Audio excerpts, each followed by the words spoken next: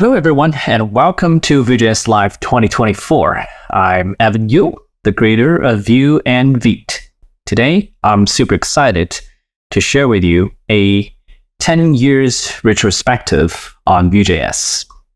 Yes, you heard that right. Vue is already 10 years old. Sounds like a very long time in front-end world, but and of course, Vue is no longer a new technology, but in this talk, we'll see some of the history of it, and we'll also see what we're doing to Vue to keep it alive and well. Okay, let's dive right into it. First of all, views today in some numbers. Here are some stats of combined Vue.js/Vue and Vue.js/Core combined stats on GitHub. We have today over 9,326 commits. Across the two repositories, we have released over 493 versions of Vue. We have over 2 million users worldwide, 250,000 GitHub stars, 4.9 million weekly NPM downloads, and over 1 billion monthly CDN requests on JS Deliver. And we also want to talk about some of the technical impact of Vue, because despite using it day to day, maybe a lot of new users today aren't as familiar with the history of it and what ideas first came out of Vue and what ideas kind of influenced other technologies, right? So back in 2014, Vue was the first JavaScript framework to do deep tracking-based reactivity. Now, tracking-based reactivity is a paradigm that dates all the way back to Knockout.js and the Meteor Tracker. That's even older technology than Vue, but Vue was the first one to apply this principle into deep objects. So you can have an object, mutate it, and things just work. And Vue was the first framework to do that. Vue was also the first framework to combine the idea of single file components with build tools. The idea of single file components isn't necessarily new. There was, in fact, an internal project at Google when I was working there was source of inspiration. But Vue was the first one to combine this idea with a build tool called Browserify back then, and later on, we also supported Webpack. But the ability of single file components with build tools, the uniqueness of that is that we can use additional languages in these script blocks or template or style blocks. So you can use CoffeeScript back then. Today, you can mostly use TypeScript. You can use Sass, Last Vue processors. You can use PostCSS to process your CSS, and you can even use Pug, which was called Jade back then. Different template syntax with your templates. So this was the first. Vue was the first framework to support this kind of usage. And Composition API was the first to combine signal style reactivity, which is also the tracking-based reactivity that we talked about earlier, with modern component models, right? So you can use Vue refs in a script setup syntax with modern component models. And Vue was the first to actually combine that model into the model component model that we are all familiar with today. And Vue was also the first to explore a compiler-powered reactivity sugar for signals in the form of the reactivity transform, or which was a experimental proposal that we ran with for a period of time, but in the end, we decided that it was not the best direction for Vue. However, we are actually pretty happy to see that this direction is being picked up by other frameworks, for example, Svelte 5, that actually is also exploring this direction. So it might be a better fit for Svelte, but we believe Vue is in a pretty good place with its own paradigm. Now, Vue is also unique in supporting both template and virtual DOM render functions. This affords a very good balance that offers familiarity for users who prefer the template syntax and a smoother developer experience for people who prefer HTML-style templates. But at the same time, in advanced use cases and for library authors, you can still skip the template layer and drop down into manually writing render functions. That gives you a lot of more flexibility in doing advanced features. And finally, Vue pioneered the concept of the progressive framework, the idea of a framework that is not monolithic, the idea that a framework can be made up of individual pieces, but with a coherent design that you can adopt and use incrementally based on how much you need from the framework. I believe Vue is the first one to pioneer this idea, and is also the only one that has implemented it really well. Now, looking back, here's a brief timeline of what Vue did. Right? We did the first release with the name Vue.js in 2013. That was the first time the name Vue.js ever appeared. But the public announcement was in February 2014. So it remained as a side project for me for a very long time. And it took quite some time for me to polish it enough to feel comfortable, to feel confident to share it with the world. Now, in October 2015, we reached 1.0. I actually took a long break in order to push it towards 1.0. And after 1.0, the template syntax is largely set. And in 2.0, we did the major rewrite, which re-implemented the rendering to use virtual DOM, and was released in October 2016. 2016 was also the year that I started working on Vue full-time. Now, the work on Vue 3 actually started in September 2018. That was a very long time ago. But 3.0 took much longer than expected because of the scale of changes and the scale of impact on the ecosystem it created. Vue 2 was already very widely used, and the work on 3.0 was a learning process for us. There were definitely ups and downs, mistakes that were made, and lessons learned. So 3.0 was soft launched in September 2020 and eventually became the default version in January 2022. So the whole process took a few years, but we are really happy that the ecosystem has finally embraced Vue 3, and we'll see some stats later. So Vue 2 has officially reached end of life in December 2023, and we really encourage users who are still on Vue 2 to consider upgrading, or you should seek out relevant support to keep your Vue 2 versions running.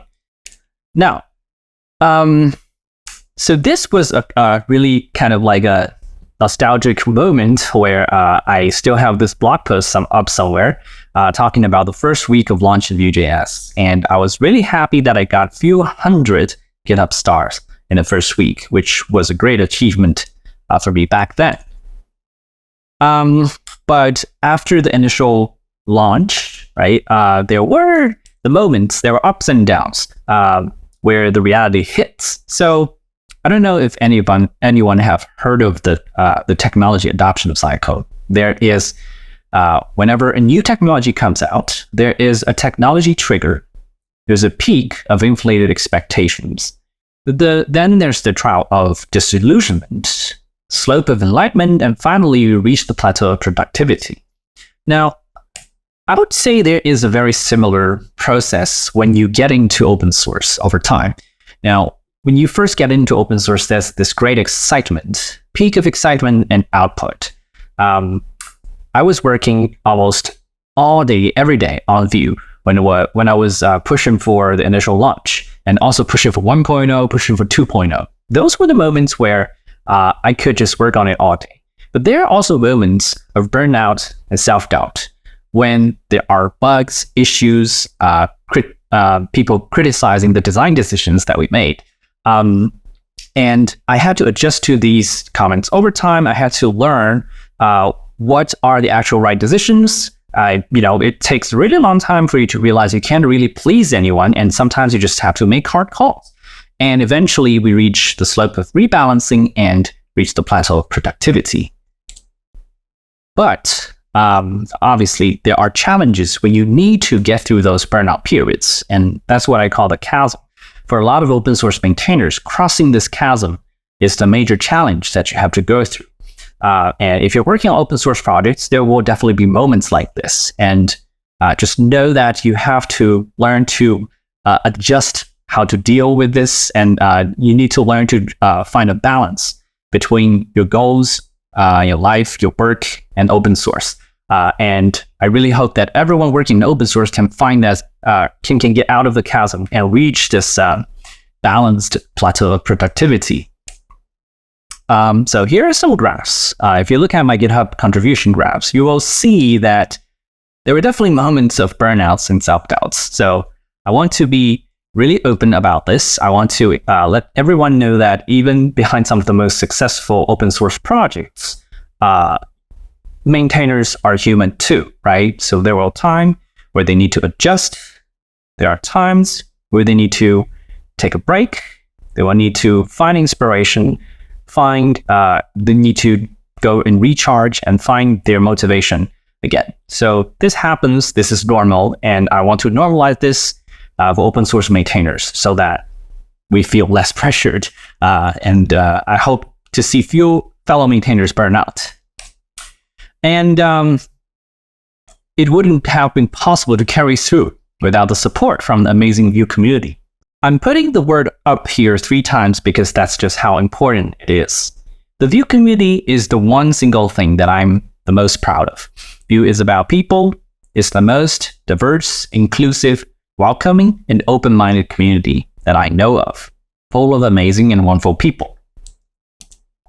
Without the community, I would never have had the energy and persistence to keep working on Vue and push through those chasms or burnout periods. So, Vue wouldn't be where it is today without you all. So here's my deepest gratitude to our team members, to the contributors, to the ecosystem library maintainers, to the community partners, conference and meetup organizers, Vue advocates, and sponsors.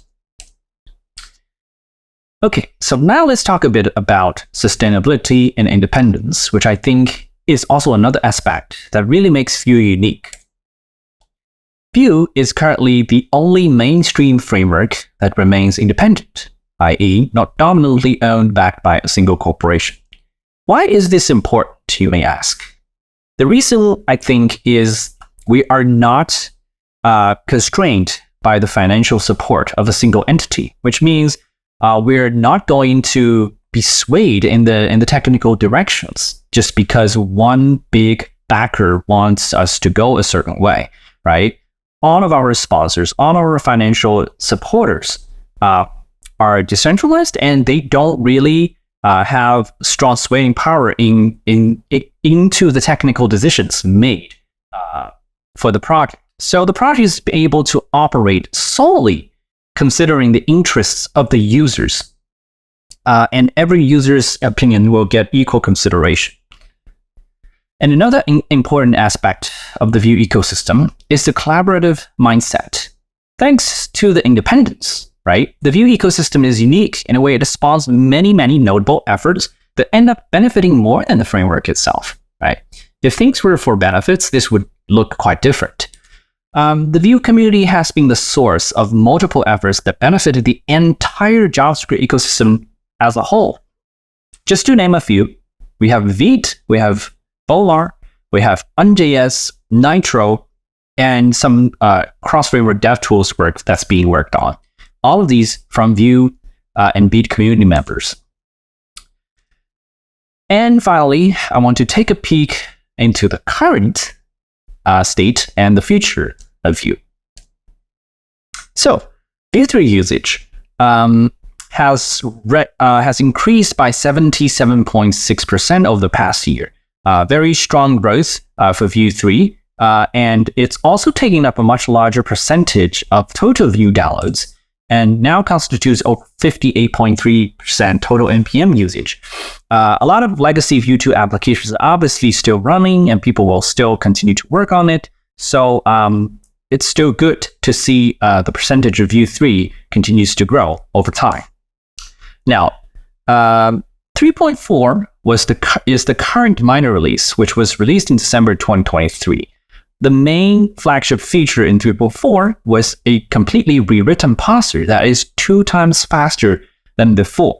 So one thing I want to really emphasize is even if Vue is a 10-year-old framework and Vue 3 itself is almost 6 years old, the code base is 6 years old, we are still finding lots of room of improvements here and there. And we are always going to keep digging into these opportunities and finding performance gains and experience improvements for our users.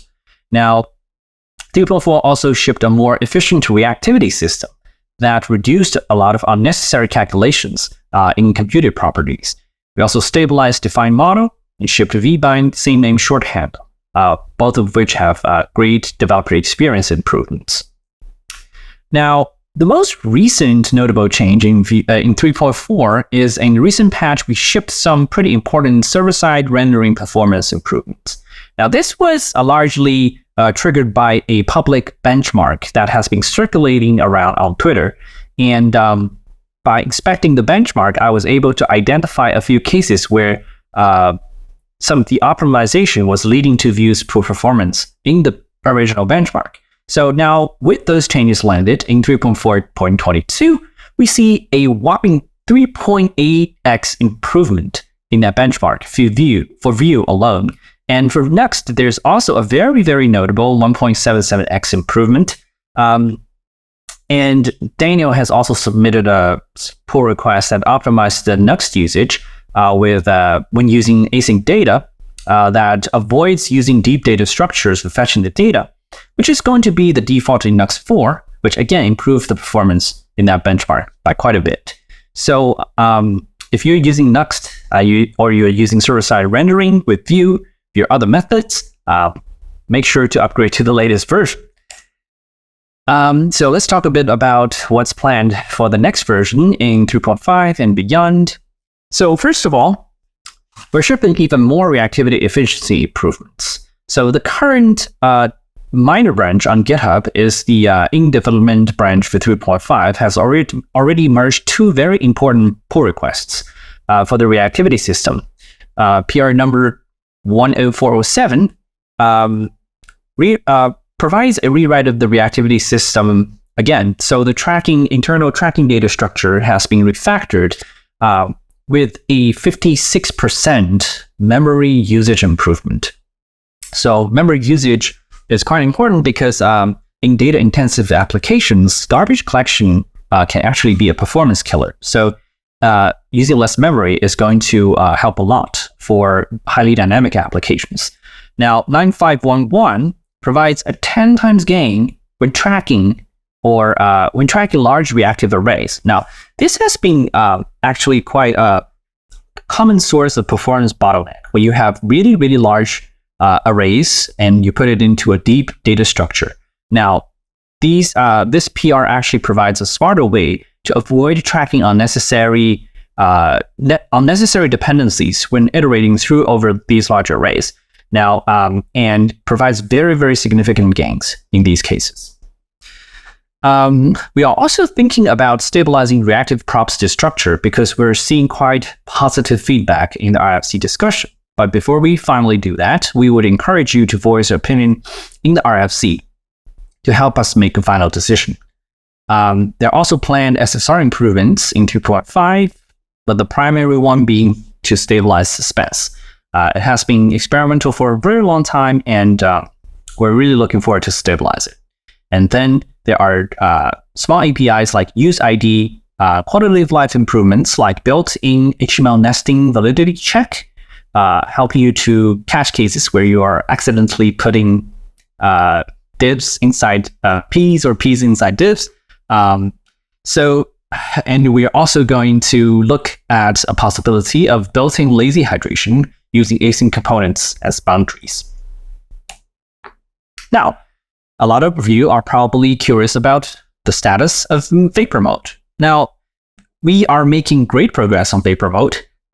So it can already run to do MVC in case you don't know. So you can try it out in the playground already. So there, if you download the slides later, you should be able to find the link and try it out. Or you can go to the core Vapor repository on GitHub and see it. You should be able to find the link there. The current stage focus for Vapor Mode is component implementation. And the good news is we're almost there. So if you look into the linked issue here, we've covered a lot of the parts of components, and there are only a few things left.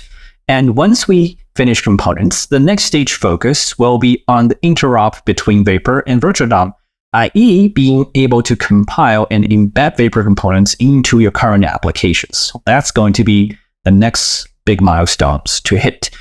Vapor Mode is a team effort. It is being led by Kevin, and we have a lot of great contributors helping with Vapor. It is really exciting to see because this is a pretty advanced implementation, and I was happy to see that by setting the initial direction, a lot of community members are stepping up to help us work on Vapor in parallel to current Vue core work. And finally, we want more development experience. So some of the work I've been doing outside of Vue is further improving Vite by investing in lower-level toolchains. So a lot of you may know that we've started a new Rust-based bottler called Rowdown, which is intended to support Vite in the future. Rowdown is now open source, and we're seeing great performance. And we currently have finished basic bundling, basic chunk splitting, and source map support. And with all these implemented, we're able to run some benchmarks, and we're currently being 1.5 to 2 times faster than ES build, which is super impressive. And we are also contributing to OXC, which is the lower level language toolchain, Rust-based parser for JavaScript that we're using inside Rowdown. And we're having a very tight collaboration relationship with the OXC team. And we also have team members working on extracting reusable layers between Nuts and Vue dev tools, and potentially use the same kit to support other kind of dev tools in the future. And we also have continued improvements in Volar v2, i.e. Vue language tools. So Volar v2 was shipped with the support for hybrid mode, which allows us to use the single TypeScript language server to support inferring the entire project, both TS and Vue files. Now, this is very, very efficient memory-wise, performance-wise, but there are a lot of edge cases, and there are still some rough edges we need to stabilize. But we're seeing really, really great promise in the performance of this direction. Okay, and finally, native signals. This is something I want to talk about a bit extra. In case you don't know, there is a TC39 proposal to add signals as a native JavaScript language feature, and is now stage 1. Signals, if you are not familiar with the term, are reactivity primitives similar to Vue refs. So if you've used Vue refs, you've used signals. The Vue team has been involved in the discussion of the proposal from the very beginning, and we're experimenting with the possibility of a native signal-powered version of @Vue/reactivity, the lower-level reactivity engine that's powering Vue proper. By using native signals, we should be able to get less code to maintain and bundle. So less code to maintain in the Vue code base, less code to ship to the end users. And there should be better performance and memory consumption because native signals can be implemented in native languages. And there is the potential for cross-framework interop. Think cross-framework Vue use. If we can use Vue use across multiple frameworks, that would be a dream, right? So we're looking forward to this happening in the future, and we're working with other participants in the proposal to make sure that we reach a very interoperable implementation when it actually lands. So that is all for today, but we are far from done. So Vue is 10 years old, but there's just still so much to be done. We experienced a period of fragmentation during the Vue 2 to 3 transition. But now that Vue 2 is officially end of life, the Vue 3 ecosystem is thriving with higher quality utilities, component libraries, custom renderers, and meta frameworks than ever before. And we're here to support more of this in the coming years. We've survived through the JavaScript hype cycles. Vue is here to help you get your job done, not to sell you pay service. We're proud to say we stay true to that statement. We may not be the most trendy solution nowadays, but we're here to stay, and we'll always be consistently improving, one thing at a time. Thank you. So what is your current version and build tool framework? I can see that 52% of the people are still on Vue 3 and Vite SPA.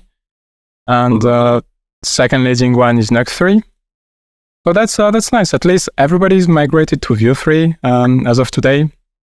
So unfortunately, not everybody. Yeah, you see, Vue 2 SPA is like 9%. Oh, it just got overtook by Vue 3 other setup. Nice. 16% Vue 2 still.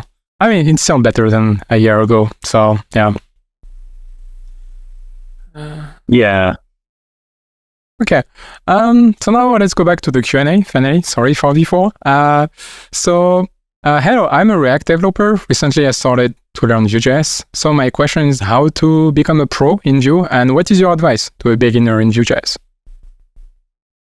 Sure. So I think it should be maybe a bit easier since you already know React.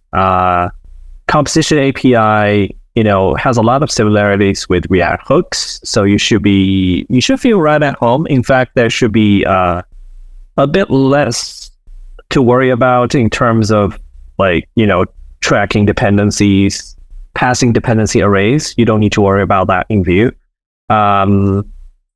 So I think the first thing you want to do is just read through the docs. And I think a lot of the concepts like state flow, component model, in fact, are really similar between these mainstream frameworks. So you should be picking those up really fast. I think if you want to get more advanced, read some source code of, for example, good libraries like Vue.use. That's actually one thing I really recommend.